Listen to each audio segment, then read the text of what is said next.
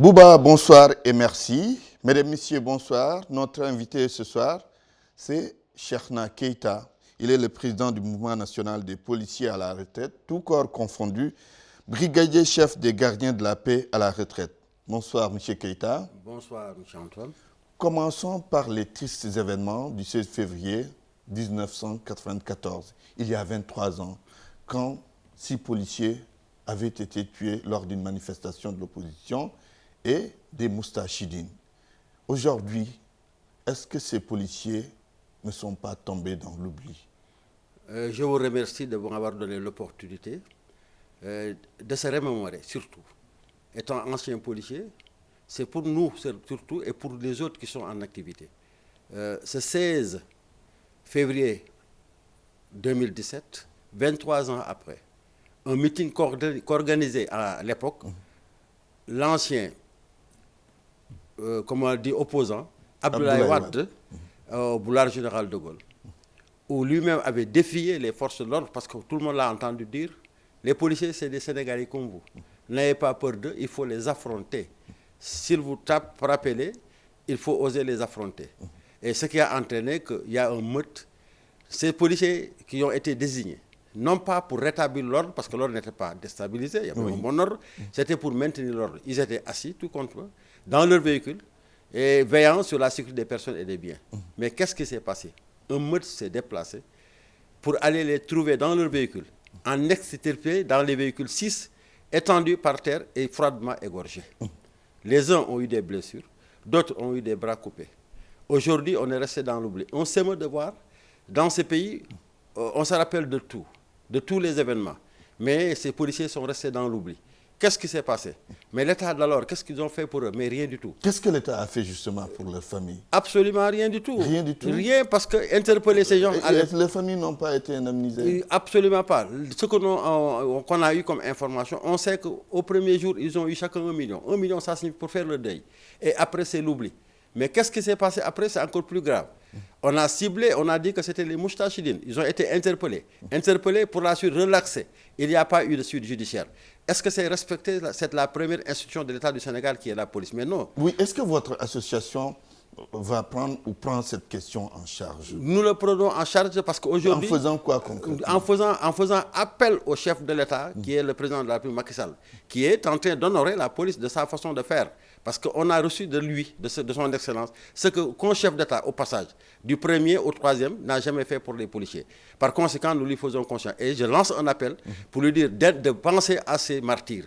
Ces martyrs qui se sont sacrifiés pour ce pays-là, pour aller vers eux, pour les indemniser, se rappeler d'eux, les décorer s'il y allait, mais surtout d'indemniser leurs familles qui sont restées dans l'oubli et dans la misère. C'est ça notre combat. Et nous voulons qu'il ne reste pas que cela. 23 ans, ça n'a pas été fait. Vous espérez que ça va se faire aujourd'hui avec le régime de Macky Sall? Mais oui, on l'espère bien.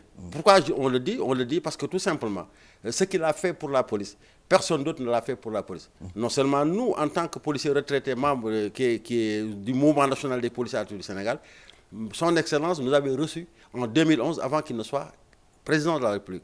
Nous l'avons accompagné, comme tous les autres partis au mouvement. Votre association n'est pas quand même une association politique, mais que vous accompagnez le président de la République? Nous sommes apolitiques. Mon mouvement est apolitique, mais nous pouvons être politiques parce que nous avons requis tous nos droits civiques et civils. On n'est plus actifs, nous sommes des retraités. Par conséquent, nous accompagnons l'homme d'État qu'il est, mais nous ne sommes pas dans un parti. L'homme a confiance à cet homme d'État qui est Macky Sall, qui est sincère dans ses déclarations, qui s'est engagé. Voyez-vous, le 25 mars 2015, ce qui ne s'est jamais passé l'histoire du Sénégal, recevoir les retraités de la police, mais ça ne s'est jamais passé. Il nous a honorés en nous recevant. Alors, la situation des policiers retraités vous préoccupe. Qu'est-ce qu'il y a lieu de faire pour l'améliorer? Mais je vais dire d'ordre de cette audience, parce que je lui ai exposé les motifs quand il nous recevait étant candidat. Il avait accepté de nous remettre dans tous nos droits. Il nous a reçus. Il nous avait promis de nous remettre dans un droit dans 1 mois. Nous sommes à 23 mois d'attente. Mais qu'est-ce qu'il faut faire? Vous savez, en 1987, nous avons été radiés. 6250 policiers, tout corps confondus. 5 mois après, quelques 4000 sont revenus. 1274 sont restés pendant 7 ans sans travail. Le président de la République d'alors les avait mis dans une soi-disant police municipale qui ne l'était que de nom. Aujourd'hui, c'est 1274 qui perçoivent des misérables pensions de 40 voire 60 000 francs. Mais j'ai demandé au président de les rétablir dans le droit, c'est-à-dire les réintégrer par un décret et prendre en compte les certaines dont ils ne pouvaient pas cotiser et les indemniser pour vraiment effacer la honte, le déshonneur qu'ils ont subi. L'autre aspect, nous, en tant que retraités du corps des gardiens de la paix, comme des agents de police, mais on se pose la question de savoir, les militaires retraités comme les gendarmes bénéficient de la pension militaire. Nous, la loi nous l'octroie. Jamais appliqué. Jamais appliqué. La loi 66 du janvier 66, avec l'ancien statut, à l'article 36.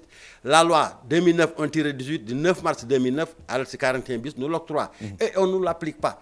Mais pour lui faciliter la tâche, lors de le je lui dis, Excellence, reversez-nous la charge de police à 90% à remplacement de la pension militaire. Ça, le troisième point que j'ai demandé, j'ai dit qu'il nous matérialise par la session qu'il nous a faite des camps de garde et cité police pour ces retraités qui les occupent, le restant des terres morcelées et redistribuées aux membres de ce mouvement. Mais le seul qui a eu à respecter sa parole, c'est El Hadji Mamadou Diaw, le directeur des services fiscaux, qui a instruit. Mais malheureusement, d'autres n'ont pas voulu. Ça n'a pas suivi. D'autres n'ont pas voulu, tout simplement. Mais on leur dit, monsieur, mais vous n'avez pas voulu. Mais ailleurs, on constate dans le camp qu'il y a des inspecteurs de domaine qui ont morcelé et vendu, mais sans coup férir. Très bien. Alors, la question du statut, au-delà des autres questions que vous avez évoquées. La question du statut, il y a trop d'incohérences. Comment pouvez-vous faire passer un personnel de la police, qu'il soit gradé au gardien de la paix, à l'indice? Où est-ce que vous avez vu un indice précédé un grade? On est nommé en grade pour aller à l'indice de ce grade. Aujourd'hui, qu'est-ce qu'on constate? Tous ont été dégradés. Au moment de l'effectivité du nouvel statut, le brigadier chef de 3e échelon, au lieu d'accéder au grade de brigadier de 4e échelon, il se retrouve brigadier de 2e échelon. Il est dégradé. Mais c'est la prise de deux mois. Mais aujourd'hui, qu'est-ce que nous constatons? Et je vais le dire avec amertume. Le colonel, qui au moment de l'effectivité du statut, devait régresser au grade de commandant, mais il se retrouve commissaire principal ou divisionnaire. La prise de 2 poids, 2 mesures. Pour les autorités de la police, eux, ils doivent en bénéficier. Pour les subalternes, ils ne doivent pas en bénéficier. Nous avons demandé au président qu'on rétablisse tout le monde dans leur hiérarchie, qu'ils avancent au grade au lieu de l'indice. Il nous a promis, une commission a été installée, ils ont étudié le tout, et par conséquent, je pense que lui-même prendra les décisions idoines très bientôt. Vous n'êtes plus en activité, pour autant, vous défendez les policiers en activité. Est-ce que vous aurez suffisamment de moyens coercitifs pour amener les gouvernants à agir en faveur des policiers? Mais bien sûr, nous avons joué un rôle pertinent pour l'élection du président de la République. Non seulement au-delà de tout cela qui est politique. Oui, c'est politique, mais je dis que nous avons le droit de faire de la politique. Nous avons recouvré nos droits civiques et civils. On n'est plus en tenue. Nous sommes un mouvement. Ce mouvement, nous sommes sortis de la police. On est retraités, mais c'est normal qu'on les défend. Et on les défend très logiquement. Qu'est-ce qui s'est passé aujourd'hui? Les événements de l'université. Mohamed Bougaleb est en train de purger 20 ans de... On l'accuse d'avoir tiré. Est-ce qu'il a tiré? Ceux de Mbaké, chacun purge 10 ans. La justice a dit qu'il a tiré. Mais la justice a dit. Mais est-ce que ça s'est vérifié réellement pour dire qu'ils ont tué? Mais pour nous, Mohamed Bougaleb reste un innocent. Ceux de Mbaké, même s'il y a faute, mais tous ne peuvent pas être fautés. 4 personnes, ils étaient pour rafler. Mais seul qui avait la garde, peut-être il pouvait, ce gardien... Au moins, il y a une constance, un élément de la police a fauté dans cette affaire de Mbaké. Mais nous sommes d'accord. Et pourquoi tous les 4 se retrouvent 10 ans de travaux forcés au moment où celui-là qu'on a écrasé la tête à la place de l'Obélix, qui avait son arme et qui pouvait tirer sur la foule qui le poursuivait, qui a préféré aller dans une maison se réfugier. Les autres se sont barricadés dans la chambre. C'est cela, ils tombent sous le coup de la loi de l'article 49 du Code du procédure, non assistant à personne de danger. Ceux-là qui ont lieu écrasé ont été identifiés. Condamnés à 20 ans de travaux forcés, l'État a reçu des menaces de ceux de Colobane. Mais en même temps, il faut reconnaître qu'il y a souvent des bavures policières. Mais des bavures policières, ça ne peut pas manquer. Est-ce que vous pouvez imaginer que moi j'ai une arme? Je dois rétablir l'ordre et je suis ceinturé par 50 000 personnes ou plus qui veulent de moi. Et qu'en prenant la fuite, je ne peux pas me sauver. Mais mon arme que j'ai par devers moi, c'est pour me défendre. C'est pour défendre ma vie. Est-ce que moi je vais l'utiliser contre moi ou contre ma famille? Ah non, je l'utilise parce que c'est pourquoi là j'ai demandé. Il faut qu'on élargisse la légitime défense. Oui, mais là, est-ce que ça ne risque pas d'être un peu désordonné si on légitime, comme vous dites, la légitime défense, qu'on élargisse, la légitime défense? Est-ce que les policiers ne risquent pas d'en abuser? Non, non, on ne va pas en abuser parce que tout simplement, ça va être dissuasif. Parce que quand ils sauront que c'est élargi, mais les personnes sauront à quoi s'en prendre. Et c'est ce qui incite les hommes à la violence, à la place en 2012. Mais il y en a qui ont incité les populations à la violence en leur disant d'aller s'armer de gourdins, de pistolets, n'importe quoi. Oui. Mais est-ce que ceux-là ont été inquiétés? Non, je ne pense pas. Très bien. Ils sont en train de se le couler douce. Venons-en au problème de la police sénégalaise. Manque de moyens, manque d'effectifs, manque de formation, entre autres. Comment régler tous ces problèmes? Non, manque de formation, je dis non. Il y en a quand même avec la nouvelle génération. Non, je dis non. Les policiers qui ne sont pas gradés, qui viennent d'intégrer la police. Mais parce qu'ils ont été bien formés. Je dis encore une fois de plus, ils ont été bien formés. Très bien même formés. Ça, je dis encore. Et comment comprendre alors certaines attitudes? Je vous dis que nous restons. En 87, avant la radiation, nous étions la première police africaine. Le même tempo. Maintenant, ce qu'il y a lieu de dire, c'est que l'État du Sénégal doit prendre ses responsabilités et de couvrir ses policiers, de leur permettre de faire leur travail. Parce que je ne peux pas aller faire mon travail peur au ventre. Je laisse une épouse et des enfants, une maman et un papa. Quand maintenant pour me retrouver en prison, mais j'éviterai de faire correctement mon travail. Et ça, on le dit clairement. Vous m'avez parlé aussi de corruption. Mais qui n'est pas corrompu dans ce pays? Dis-le-moi. Je n'en ai pas parlé, c'est vous qui en parlez. Ouais, je vais en parler. Je dis que le moindre mal, j'ai écouté quelqu'un il a dit que le véritable corrompu, c'est celui-là qui fait la corruption, qui a une incidence dans le budget de l'État. Est-ce que nous, on ne l'est pas? Je ne dis pas qu'il n'y a pas de corrompus parmi nous. Il y en a peut-être, mais tous ne le sont pas. Nous sommes bien intègres. Allez voir ailleurs et vous verrez de vous-même. Je viens de vous conter une histoire tout de suite de ce qu'on nous a fait session. D'autres ont venu morceler et mettre dans leur poche. Est-ce qu'on en parle? Les visites techniques se passent comment au Sénégal? Et ailleurs. Et je peux en citer des exemples. Le contrôle sur les routes avec la Mais non, je dis que sur les routes, ce n'est pas seulement les policiers qui sont sur les routes. Les routes, on voit d'autres corps qui sont là-bas. Il faut les citer. Nous voyons les gendarmes, nous voyons les douaniers, les eaux et forêts, les gardes-fous. Mais au lieu de dire que c'est les policiers, mais c'est vraiment avoir mal. Nous sommes intègres. Il n'y a pas que la police. Il n'y a pas que la police, nous sommes intègres. On est tous d'accord. Sur ce plan, il n'y a pas de problème. Mais la police face aux défis sécuritaires, il y a beaucoup d'insécurité dans nos villes. Récemment, quand même, il faut le saluer, nos éléments de police ont fait des efforts remarquables en mettant aux arrêts au moins plus de 1000 personnes. C'est à saluer. Et il y a aussi la question du terrorisme. Est-ce que la police sénégalaise a les moyens nécessaires pour faire face à ces défis? Mais qui parle de moyens parle de l'État? Qui parle de moyens parle de l'État du Sénégal. Si la police manque de moyens, c'est parce que c'est l'État qui ne les a pas donné. Et aujourd'hui, je vous dis que nous ne manquons pas de moyens.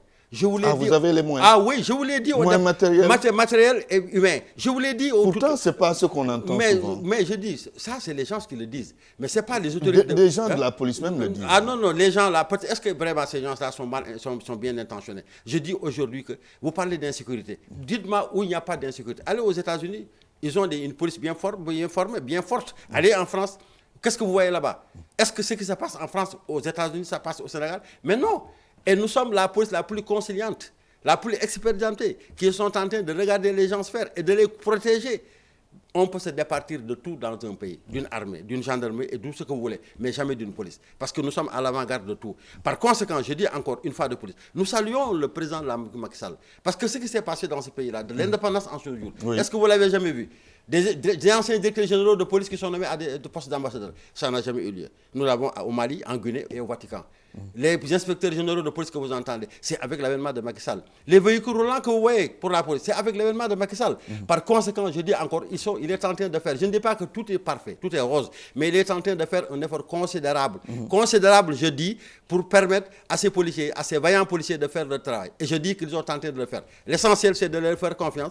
L'essentiel, aux populations, de donner les informations, parce qu'on ne peut pas mettre un policier... Que les populations collaborent. Qu'ils collaborent avec les policiers pour permettre à ces policiers de faire leur travail. Ils sont en train de le faire. Nous aussi, nous participons à notre façon de participer, parce que nous sommes des anciens policiers.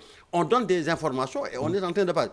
Pour le terrorisme, comme vous avez dit, vous parlez de terrorisme, mais nos frontières sont bien gardées. Nous avons des policiers extrêmement vigilants. Depuis que vous avez... Elles sont quand même peureuses. Mais poreuses, c'est vous qui le dites. Poreuse parce que ça quand même non, réalité, attendez, parce que les rôles, le rôle, c'est les rôles.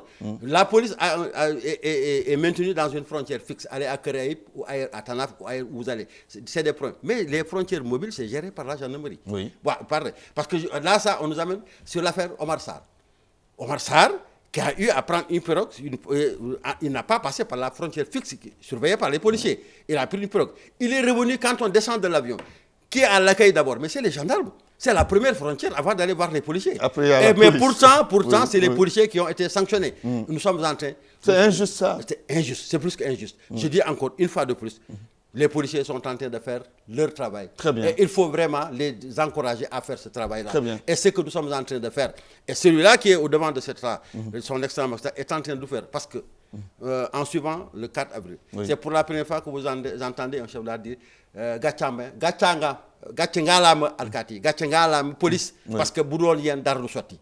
Donc je pense aujourd'hui que nous, on se félicite de ce président. Il faut saluer quand même le travail qu'effectue Abba la police. Non, mais il faut le dire, parce qu'on est en train d'abattre un travail considérable. Très bien. Et pour vous donner un exemple, aujourd'hui, département comme région, tout le monde demande à avoir un poste de police. Mais pour terminer, vous me le permettez, nous disons tout simplement, nous avons un mouvement, vous le dites apolitique, mais nous sommes politiques parce que nous avons recouvert tous nos droits civiques et civils. Nous sommes allés à la région sud, c'est pour soutenir le président de la République. Et nous sommes dans cette dynamique-là, et ça, sans embâche, il peut compter sur nous. Merci. Très bien, merci Cheikhna Keita, président du mouvement national des policiers à la retraite, tout corps confondu, brigadier chef des gardiens de la paix à la retraite. C'est fini pour ce soir. Demain, rendez-vous avec Mahmoud Ibra Kane. Excellente soirée à toutes et à tous.